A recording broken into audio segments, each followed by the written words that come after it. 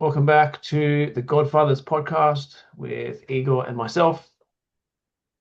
Last week we spoke about fatherhood in the spiritual path. It was a really fun conversation. So we're just going to continue the thread of fatherhood conversations, obviously called the Godfather Podcast. Today we're going to touch in on a bit of a more of a taboo topic, as me and Igor really like these corners of consciousness. So we decided today to talk about hating and resenting your kids when you're on a spiritual journey of fatherhood, and how, I guess, in some sense, to just be radically self-honest with that. So we're going to go in this direction. I'll leave it with you, Igor, to start it off, and we can go from there. Yeah. Well, I think before the start of this, the recording of this, you were telling me you had a really good intro there around how, in your experience, and in my experience, that men who are not on a spiritual journey will tend to um, be more forthcoming with these feelings towards their children, and those that embark on a spiritual journey tend to be swing a lot more in the other direction and talk about how holy and how love and light and how pure their love is or their showing up is for their kids. And there doesn't seem to be a lot of space for those darker human emotions and experiences that can come up towards kids. But um, I guess the conversation really is about the reality of the human condition, and that we will experience um, certain, selfish things and certain human things and certain narcissistic impulses that can come up in relationship to other people, but including to our children. In my experience, talking to lots of different parents in my practice with clients, when it comes to that vulnerable and honest sharing, um, especially single parents, but not always, there is a very common phenomenon of parents wanting or harboring the feelings of wanting to run away, to step away, of wanting to give their kids away or walking away. Um, and they'll fight against that because generally, everybody's a good person and nobody wants to do that. But these things do come up, um, and it's interesting where they do emerge from, resentment and I don't have my own space, so and this kid keeps wanting to be in my space, and kids don't have socialized boundaries yet, and they want all of your consume often all of your attention and focus and presence, and so in a lot of ways I think those impulses are so territorial almost. It's like, hey, get off my turf, I need my own space. And then it's like, how do you wrestle with that and yet your desire to show up for your child? And that's where that inner conflict comes up between these instinctual, territorial, animalistic, maybe aspects of self, which can also be seen as self-protective. It's like, I want to protect my turf, I want to protect my space. Um, I need some. I need nobody to be in the space right now, so I need to push back. And because we tend to want to protect our kids, then these feelings will arise unconsciously and become known to us internally. And a lot of people will act that out. They will snap at their kids. They will hide under the guise of work, for example. Men or fathers will do that because they don't want to come home and feel that sense of being impeded on, for example. But then they will wrestle with feelings of guilt as well, and shame. How can we do that when um, there's this little being who's dependent on me, and I want to show up, and yet these feelings are real nonetheless. And so I think it's important when we're talking about grounding spiritual fathering, that we talk about these darker things that are part of the fathering journey and experience. What are your thoughts? Yeah, I love everything you've said there. I think the piece about single parents, I think they would, have it more difficult in this space, especially the ones solely in more custody or for that sort of term, but looking after them more than than say the other parent might have a more difficult. But in saying that, still, it's like you said, a child there learning how to socialize and read the room and mum or dad needs a bit of space and stuff. You experience it, I experience that with me and my wife. It's just like can be as general as just trying to have an important conversation and the kids are just not. They don't give a fuck. It's like Hmm. no. And these darker feelings can arise and what I found in my work with men is the men that it goes two ways. Actually, I haven't really met many men that are sort of like grounded in this sort of way. It's like it's one way or the other. It's either no, how could I harbor hate and resentment towards my kids, basically unaware of it or don't want to recognize it, or the other side is they're straight up like honest. Yeah, I hate my kids, resent them. I don't want to be near them. That's why I work 15 hours because I don't actually have to see them, sort of thing. But like you said, it sort of does bring up even more slimier and heavier or jagged sort of feelings that hurt the person or hurt the child and hurt the parent, father, like guilt, shame, despair, and all these other ones that are not ideal. They're not that nice to feel, but in them there's a gift, as we me and you both are aware of. Um, my curiosity with it all is like, is it the answer is just radical self-honesty, or is there something else that needs to be brought in? Like you said, there's like a protector. Sometimes there's a protector that protects even the recognition of having these feelings or protecting us from doing something stupid through those feelings. What's your Yeah, I mean, I think that a part of it is that radical self-honesty and the acknowledgement and the noticing of when these feelings creep in and how do we manage them.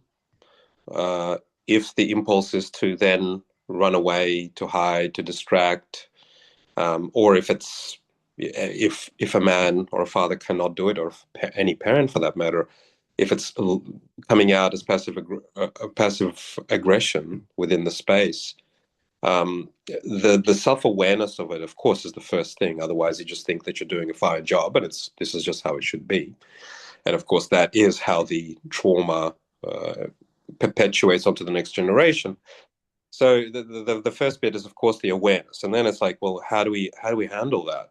And I think is the conversation that I have with fathers as well, and with parents in general is, what is this impulse saying? What is this reaction saying? And back connecting that back to the previous examples, it's like, okay, well, I think it's saying that I need more space. I need to create more space. And it's like, if I don't meet that need, I'm always going to have this reaction.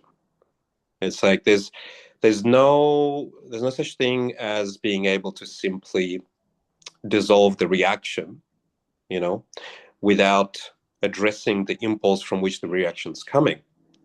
So to allow, let's say, the child to constantly be in the space, and some parents do, some parents really self martyr, and not in a good way, where they just swallow their reactivity. They're aware enough to restrain it, and they'll go into the passive side of things, like let the child run all over my space. I can't deal with hurting or offending or traumatizing the child. Um, and and it's important to have that conversation, as I do with parents, about what does it mean to um, not give the child everything they need? What does it mean to take your own space? What does it mean to own that impulse and therefore create a healthy boundary with the child? How do Mhm. you how do you how do you create that so that then later it doesn't feel like you're drained, your cup is absolutely empty, and the only way that you can survive in a way is going to this unconscious reactivity of this animalistic territorial kind of snap or growl, at the child to get back. At which Yeah. point it is like a whiplash, like a slap in their face. So really, it's about that awareness of Yeah. what's going on, Then it's about an understanding of the impulse, the need that's not being met for the adult, for the parent. And then it's about, the belief systems around why haven't we owned this impulse? Why aren't we owning this impulse? How do we protect and honor this impulse?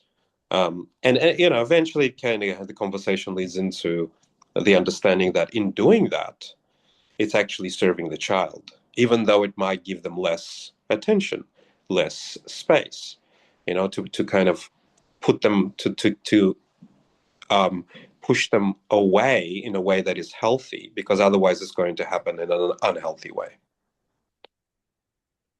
Yeah, I agree with you completely where it does serve the child, and there's a level of courage needed to sometimes face these sorts of parental dilemmas, especially with like resentment, sort of like kind of there's a really good quote. It's like um, resentment is premeditated unmet expectations or something like that. I don't know, something like that. It's like a child doesn't understand.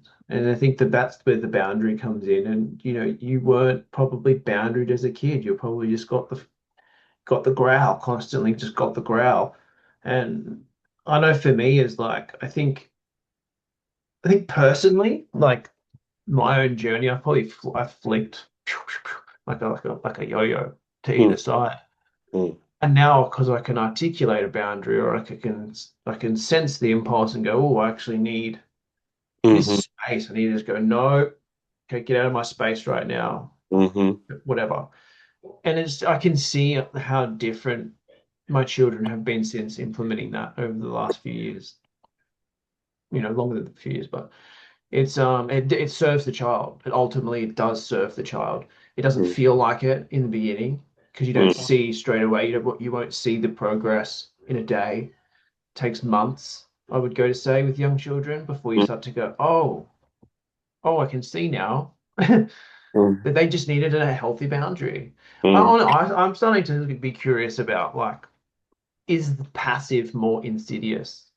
Is mm, actually being passive and just internalizing everything mm, actually more insidious than the the whipping and the growling and just the get the mm, fuck out of my space, and then sort of the expression of it, and just mm, the constant withholding, and almost like trying to keep this very cracked mask going of perfection, like, mm, I'm fine, I'm fine, and internally the child's just sensing the complete opposite, just an absolute inferno, mm, which that doesn't help a child at mm, all. Especially those children that are, well, all children are sensitive, but there's some really sensitive souls coming in that are just like, wait a second, this is throwing me right off. mm. um but yeah, I liked how you explained that then. So what are some of the ways you think, so obviously radical self-honesty and bringing in a boundary, um what would you say to those that are struggling with boundaries would be a first good place to sort of go, especially to move beyond the whole, whether it's passive or the other side, right? Where you're going into Kali the Destroyer, or trying to just be Shakyamuni, the Buddha, when you're not. Mm.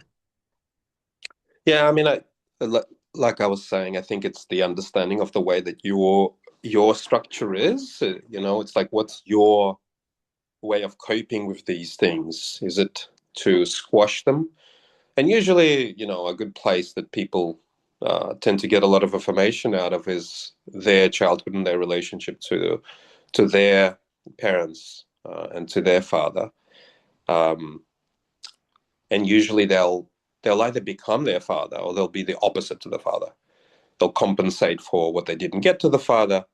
For me, it was compensation. It was, I'm not becoming that, so I'm going to be the exact opposite. And for others, it's they can just be the next uh, duplicate of their father and just carry on that legacy, um, which is which is actually like a really common masculine um, impulse on a spiritual level, I found, for men to carry the legacy of the lineage of the father's line.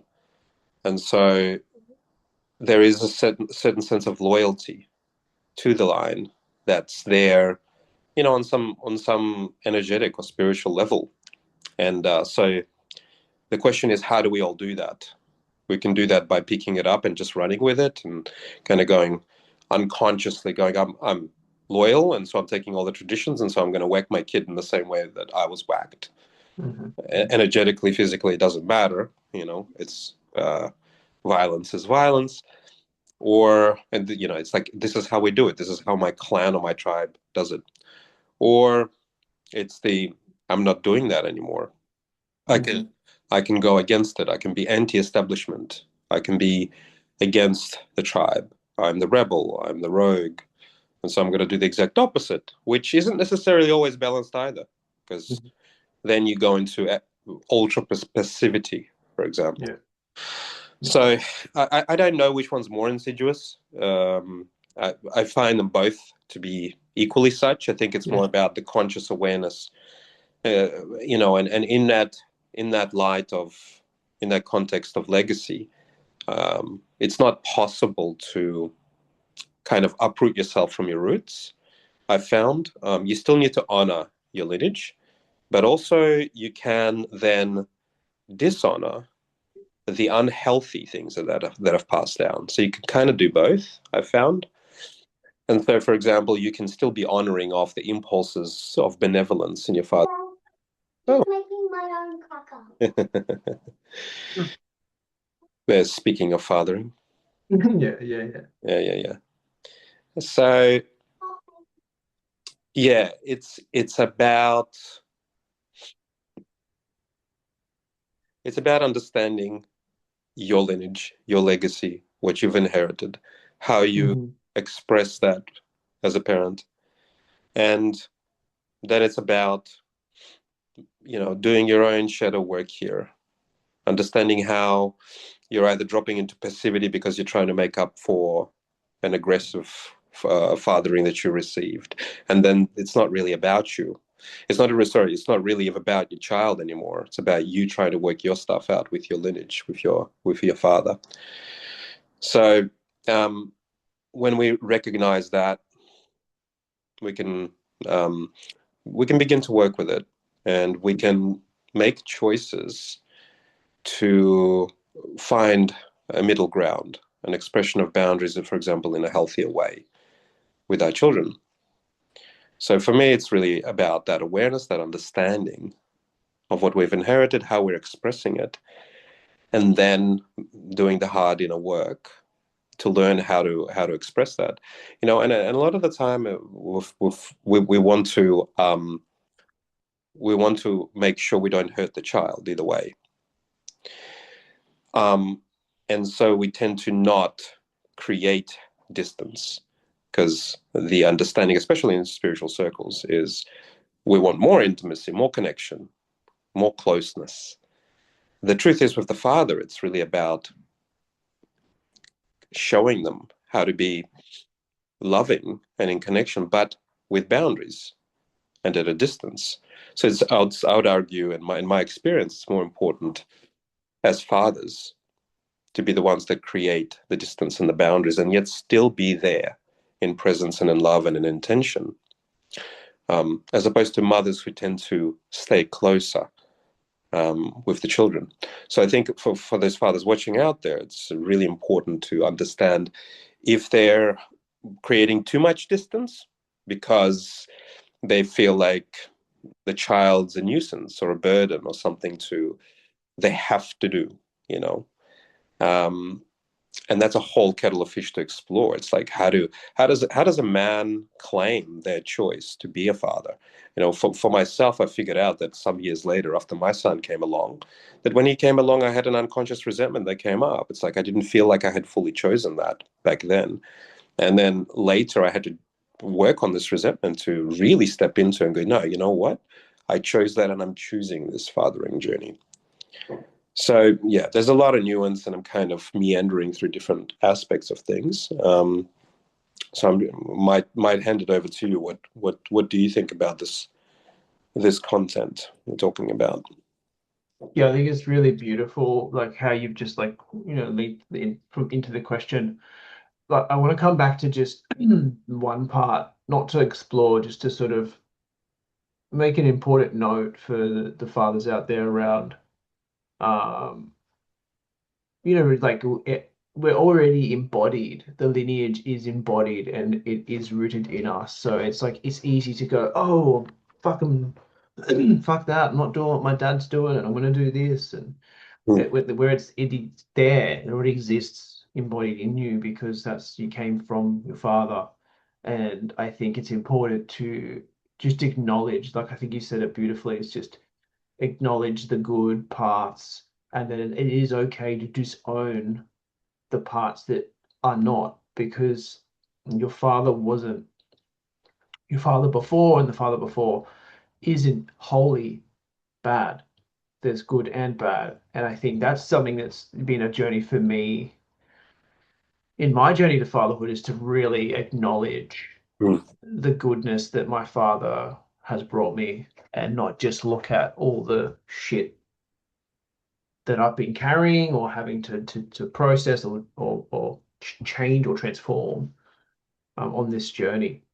Yeah, I mean, if we don't honor something within our father, and by honor I mean a respect from the depths of the soul, no matter, and I really mean this, no matter how they were, and because I'm really emphasizing that because I'm sure whenever I've emphasized this before online or in my writings, and people will usually come back with really full-on stories and go that this is what happened. I cannot. How can you honor this abuse or complete abandonment or whatever?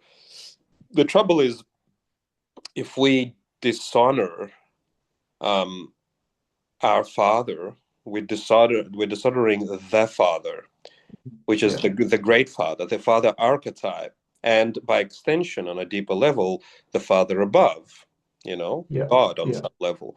And so when we do that, we create a really deep wound and schism within the psyche and Mhm. within the lineage. And we can never actually embody then the highest fruition of the father in ourselves. We maybe stay a child on some level. We're like, fuck you to the father within our psyche. And so when we're fathering the child, we're signaling to them, fuck you to the father. Yeah, You know? I So that totally agree. they don't experience, they don't really experience the reverence for the father, the embodiment of the father. They experience, a friend, an uncle, a mentor in us, right? Okay. Somebody who is rebelling against the father.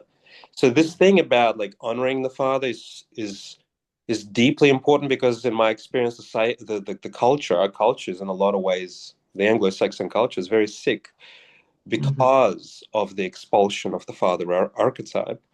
Um, and how we view the father, we can see that in the TV shows, how they usually make fun of it or denigrate it, Yeah, or show the father in a very either passive, ridiculous, goofy way, or like in a dangerous way, something to get away from, yeah, patriarchal way. So, coming back to what we're talking about, it's like it's um, there needs to be some sort of, even if it's not with the actual father in real life, but for us as fathers to connect on some level to the fathering archetype, the energetics of the father that was always moving through our father, though got twisted through their own damage when it reached us. yeah, When we can go there, it's like we've won the game. We've claimed the benevolence of the father. We can take on the legacy. We can take on the archetype. But the rest of the stuff we can now tinker with, we can play with. We can kind of go, well, I'm taking that, and now the ancestors are speaking through me. The the cleanliness of the fatherly ancestry speaking through us, beaming through us. We're not blocking it anymore. That can support us. But as the patterns rise up from what we've inherited, um, the human stuff that's accumulated through generations that was just unhealthy or unclean, or in our perception, detrimental to their fathering of us, we can question that in the moment. And for me, that is the spiritual journey. It's like once I connect connected to that reverence, and I managed to feel the Father coming through me. It's like I embraced and I accepted my father and the fathers before. But then with every step of my fathering journey with my son, the first stuff will activate, because I took it in. I took in the lineage, so I took in the human stuff as well. All of a sudden, the shadow is coming up. All of a sudden, the anger, the get out of my way, I'm on a mission, or I need to turn heaven and earth for you, and I don't care what your needs are. I'm gonna, control to make it a perfect father, whatever it is. It's like in those moments, as it comes up, it's like, whoa, it's like that's where that spiritual and the fathering journey come together for me. In those moments, can I stand still? Can I not just react out of it? Or if I react out of it, can I take ownership in a way that heals the relationship with my son? Because that interaction was, I could feel that that was a bit edgy, So I yeah. like what you said there around the taking ownership and having accountability when, these distorted aspects of the lineage come through in the fathering experience. And it's like, how can you then create the container or space for that to, not even really creating spaces, it's just always existing, but just being able to be with that so that it does, I guess, in some sense, burn up or burn away, cut the flipping of the karma, whatever you want to call it, with your son. I think it's especially with our sons. I've got a son now and you've got a son, and it's like I've been really reflecting on this since having a son. It is a very different experience when you're on this sort of spiritual journey as a father, because it's like I can see the moments in which I've fucked and completely dropped the ball, and it's just I've just smeared him with the distorted lineage, and I'm like, damn it, fucking dropped the ball there. And then there's the moments where I didn't smear, and you're holding the paintbrush of the lineage and you're sticking it back in, or you're washing it, and then you're painting them with something new, or it's not even painted at all, and it starts to unfold. In there, they start to create the new, or you as well as them start to create the new aspects of the lineage that are good and true and connected to this. I guess you like the original father, the old father. And I think this is what we're getting at, is that if you don't honor all aspects, the good and the bad, and just all of it, is you'll not reach it, and you won't touch it, and you won't be able to relate in that way or experience fathering in that way or with others. I know for myself, and I know you have because I've experienced it with you,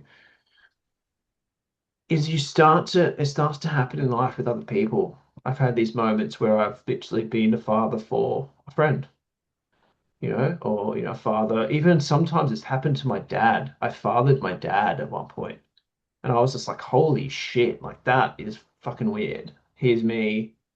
My dad was becoming like literally reverting to a child, and I had to step in and be a father in this moment, or my mother, doing it to my mother, like going, boom, like, what do you know? And it's a fascinating, interesting, and almost foreign place to be in some sense. Yeah, I think that it's I think that at the moment there is an awakening of the healthy father that's coming through, and so I see it sporadically in certain men, and it's like the world is so hungry. It feels like for a clean father energy, clean authority, clean leadership, clean boundaries, clean structure, clean responsibility, that it comes through in the most unexpected of contexts and places, including with your family. I completely understand what you're talking about because it happens with my parents as well. But it happens. It also happens in social settings and social environments where there are all these unseen boundaries. These people are doing that. These people are doing that, and then something goes wrong, and it's like something all of a sudden comes alive, where it's like you step in and you take full accountability, responsibility leadership for the situation, including all the other people, as if they were on some level your children. So it is like you could look at it as the Godfather coming through, and these are the children, and they need to be taken care of. And so you step in and you do the right thing. But it's also about the fathering of, to me, when I was looking at what we're talking about, I could feel it's the fathering of the very moment that you're in. Everything that's rising in the moment. Are you in responsibility with it? Are you in awareness and presence to it? So you're fathering what's happening in your reality at all times. And I think it's the same with the mother when you're in that space. When mothers are in that space, like they'll be mothering that space. And then quite often I've experienced that, in women's spaces, their homes. You can feel it. It's filled with the mother, with who they are, with nurturance, with love, with connection, with all these sorts of things. But just step back for a moment. Something else came up when you were talking about, since this subject today is about taboo and the dark aspects that arise. I mean, I see in my experience and within myself and with others I've worked with, that men and the father and men are very much also responsible for protecting the light and the world from the dark impulses really come in here. That's why a lot of men do struggle with dark impulses, with addictions, with darker expressions of violence, of sexual abuse, and everything else. And that's an edgy topic, but nonetheless, I do see a lot of men, a lot of women will ask, "Why am I so emotionally uninvolved and locked up and numb and not in touch?" Because if they lower those walls down, there's a lot of stuff that comes through. So I see them as guardians to a lot of the dark side that is coming through. And so it's normal as they open their hearts and their feeling selves to their children, that as they open themselves, the stuff will also come forward from their ancestors, from wherever. Let's not get too esoteric. And it's about how do men deal with this? What is the spiritual battle that they're having? Do they go out to war mythologically on the field, on their crusade, come back to their child? That's I believe that's a metaphorical expression of what's happening within consciousness. And so then we have archetypes which are very poignant for people like Darth Vader, the Dark Father. The Dark Father needs to come up, I believe. I don't believe anybody's like a pure, fantastic father from day dot and nothing comes up. This battle needs to be had, not only for the father with this dark side, which then expresses itself in hatred and addiction and resentment and whatever. So they need to have their own reckoning with this, their own Luke Skywalker battle with it. But also there's something about, I think, this edge, and you have a son who's quite young. I don't think that would have come up for you, but I've seen moments of it with my son where the potential for that is arising, where he needs to have a battle with the dark side in me. He needs to vanquish it at some point. He needs to feel the power over the father, not over the benevolent father, but over this kind of darker side of the father, the dark father. Because that's also how boys, in my perception, my experience, graduate or initiate or have a rite of passage of like, I've vanquished the dark father. I can now make my own rules and my authority. I'm not just passive. I am now graduating to be the strongest in the clan, in the family. And that's I believe that's part of the sort of teenage kind of years. So, there's a lot of nuance, a lot of different aspects and angles we're looking at this, but it's really about the acknowledgement and the being okayness, I think, with, hey, we have a dark side. We have impulses that show up in all these ways. It's not about hiding them. It's not about dropping out and being passive light and love. Like that type of fathering, some of the fathers I see, and women and men that I work with, will speak of the hatred towards their father, who didn't do anything abusive. He just was passive.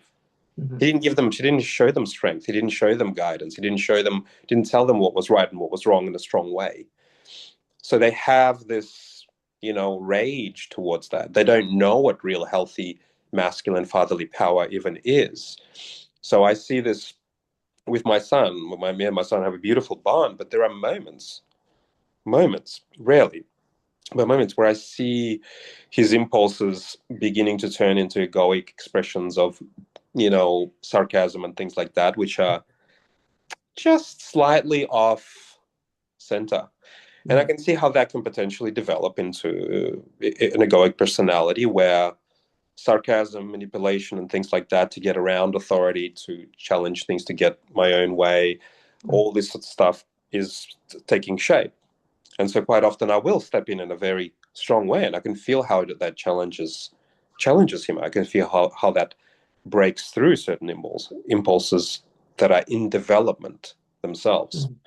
And then he can come out of that, and out of the moment of sting, of being seen, of feeling like, oh my God, did I let that down? Of like, oh, am I bad? And then holding him through that experience to the other side to go, no, it's just this is the Father guiding you, usually speaking. But also at some point, I'm sure I've got unseen dark things that are doing,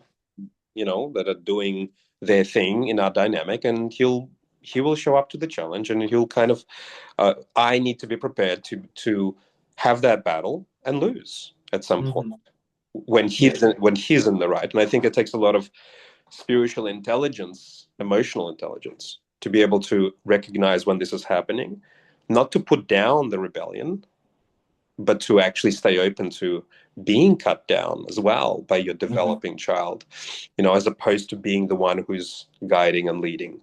So, again, a lot of nuance, and I'm meandering, but it's still a very interesting, fascinating subject, I think. No, yeah, totally. It really is a fascinating topic, theme, category. Like kids do that. They draw the darkness out of us. It's like they draw, the son will draw it out to vanquish it. The daughter will draw it out so that you can step into love and connection. It's just this is what I know. It's like my daughters will draw out the sort of darkness so that I soften, so that I'm gentle. Still can have some firmness and some compassion, but I don't treat them like a son or a man, right?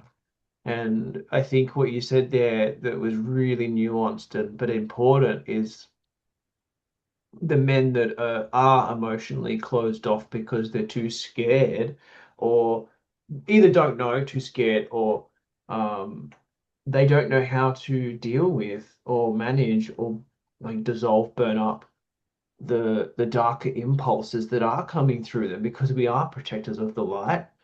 And sometimes there's I know a lot of sensitive men that look like warriors. You wouldn't know it, and they're like literally they look like warriors on the outside, like a Spartan or like a Viking, but then they are like so sensitive to the astral and unseen that you also equally see all their addictions and hindrances and afflictions and obscurations that are just there, and they're just so like where you could paint them as, oh, they're fucked, but really they're a great service to not let that come out in the worst unimaginable ways. And I think this is where the nuance is of like, how do these kinds of men who are deeply rooted in the sensitive spiritual world, but then also like warriors as well. And I think this is like I think this is the part of that doesn't get spoken of enough, is like, it's okay to feel as a man. If anything, it's probably a superpower to feel it so that it clears, so that you can open your heart and like allow for that spiritual father to father the moment.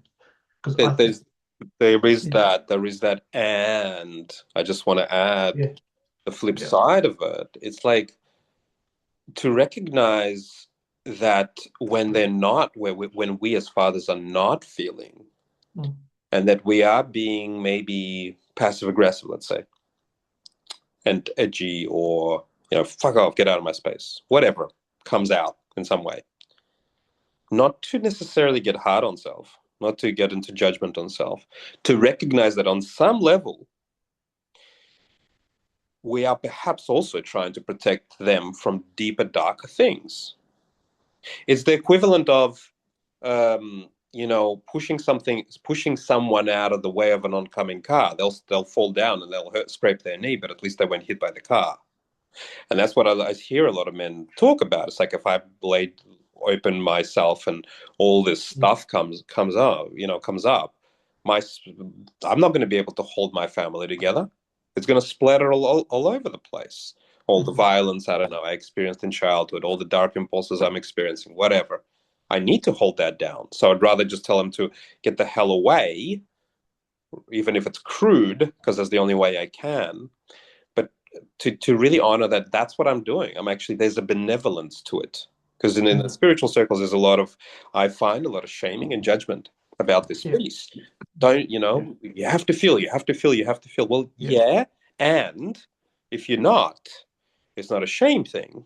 Yeah, totally. There's a recognition there of something that you're doing out of benevolence. The Father's always benevolent, even if in the twisted sort of stuff, the unhealthy stuff, we can always find traces of benevolence. And I think that's also how we honor and love and accept the Father. If we can have that frame on him, this is how we reclaim the Father from down with the patriarchy kind of thing. So, I think it's important for men to recognize what they're doing.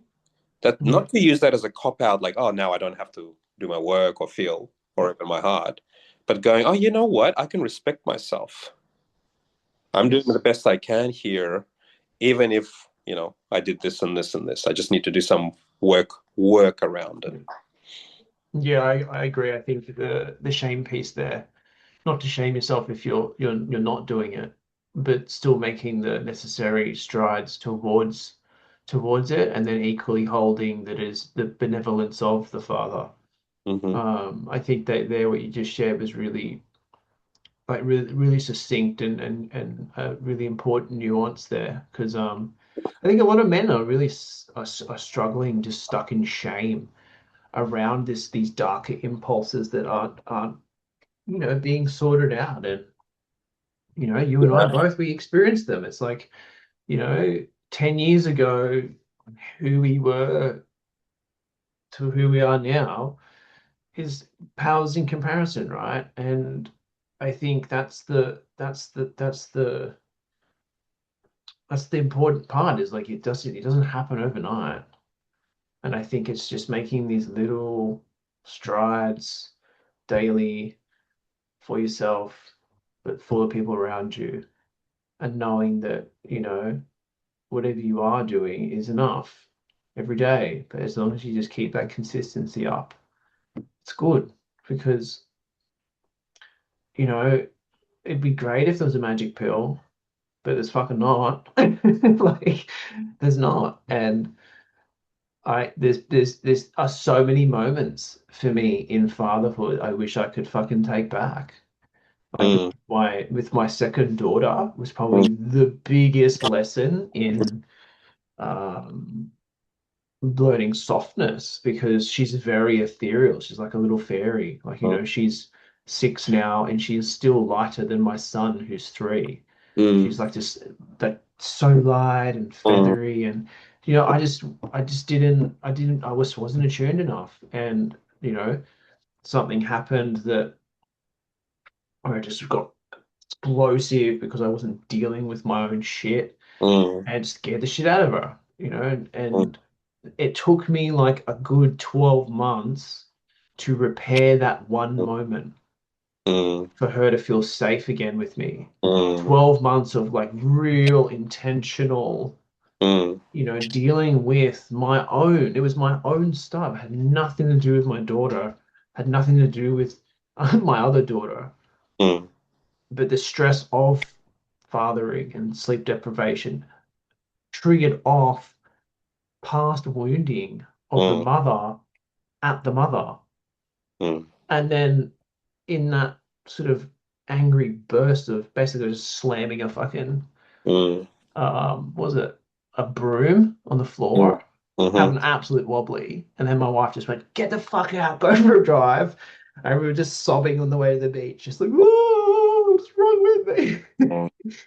And, in that moment, it was like I had the full experience. I reflect, obviously, I don't think about it now, but, there's a lot of shame came up for that, even to share. I remember sharing it with one of my closest mates at the time, and just there was another just stream of tears of just like, I'm a piece of shit. Mm. And, it could be, when I think back now is what we're talking about is imagine if that darker impulse came out in an unimaginable way, right? In a way that was actually directed at them physically, not the floor and the wall. It was at them or at someone else. Mm-hmm. And I think this is where like the awareness piece and understanding that there's going to be shame there, there's going to be guilt, it's going to be all these different feelings. It's just having awareness, understanding the impulse, and then trying to do something about it now before it gets to some really wild unconscious expression. Mm. Um, you know, Sometimes it's just self-destructive. Mm. I think I don't want to go down this path, but I'd like to do a podcast about a suicidal, intrusive suicidal thoughts and suicide around spiritual, like for fathers, because I feel like it's a big one for Mm. men. They come on the path and all of a sudden they open up certain channels and then they're just like, oh, the weight of responsibility of the lineage is just too much, and then it's like, oh fuck, I'm who am I, sort of thing. Um, but I won't go Absolutely. there now. Yeah, but no, but to that point, it's like because of my senses, because I have I can resonate with a lot of what you're saying, and I think that those men, that I think that there are men that are really wanting to sincerely become uh, deepened fathers, and the time is ready, and so they're opening up to what it really means to be a father at these deeper levels, and so all the baggage is now just coming up so thick and fast, and to be faced with that, confronted with that, and then at the same time holding that back, not wanting to put that on the children, wanting to father and to have a practical life, a career life at the same time, is such a big responsibility, such a huge journey, so much density to look at, that a lot of men do really struggle under the weight of that, including me. And so there's a lot of taboo around the leaving father, the abandoning father. But what I've found is a lot of fathers I've spoken to around that um, have done that because they wanted to protect their child. They simply saw so much darkness come up with the coming of the child into the world that they thought the child's better off without them. Sincerely, this wasn't a cop out. This wasn't Yeah. like I want to be free and have fun. They they Mhm. they they they struggle immensely with pain Yeah. around not being in the child's life or trying to get back into the child's life now that they think they might have a handle on it. Yes. Um, and suicidal ideation is one of those darker impulses that comes up as an expression, not of like, I don't want to do this, I don't want to be responsible, but rather like, this is too much, or what if I am damaging the child? I just need to keep them safe. Mhm. From that perspective, even it can come up. So, and so addiction and drugs and alcohol, substance abuse and work is a way of numbing that and managing that. So there's a lot to be spoken about, this um, uh, the darkness and how the father who is really trying to be a good father and how they handle that and what an enormous spiritual path that is, Yeah. and how incredible it is for the individual, for the child, but for the collective. It's living Mhm. such a incredible blueprint and imprint in collective consciousness. But coming back to something struck me as well when you were talking about the shame and the guilt you were feeling on the way back, and I can relate to that. It's like, oh my God, I can't believe I just hurt innocence like that. Mhm. It's like, how can I live with it myself? Mhm. Like if we look deeply inside, we will find these feelings. The question is, how do we work with that? And the way I've worked with it or helped other men work with it is to go to first of all to recognize the shame and the guilt as a sign of conscience, as opposed to I don't care as the kid's fault. Yeah. That's already a shift that's worthy of appreciation Yeah. and recognition. But also then a question of, well, all right, so guilt is self-flagellation. I should have done better. I should have done better. I should have done better. So if I'm just trying to improve myself, why am I doing it in a painful way? It's like is the question then becomes like, how do I step into like a space of like, okay, I fucked up. Yeah. There's the remorse, not the shame, the remorse, and which is the soul atoning for what it's done. Shame isn't. Shame is an egoic version of that that's just harmful. And then it's like, okay, well then I've learned something. And then also, how do I take the full responsibility of myself, paradoxically? So it's like, obviously my shit came up and I did my best in the moment, but I'm taking full responsibility. I'm taking full responsibility for how it worked out. I think it's all on me.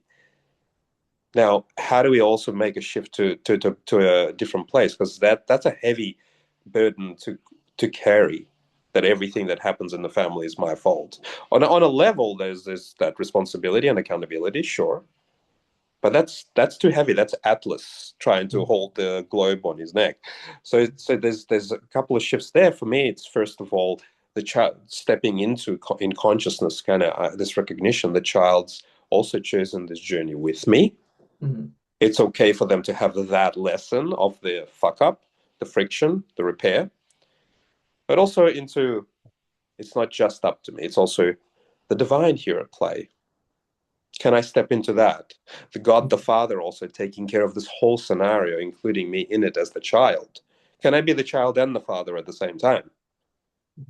Not just the father that is like now responsible for everything, everyone, and myself, and everything that comes up. Right. So there's a lot of shifts there, nuances that I think is really healthy for men to look at and work with.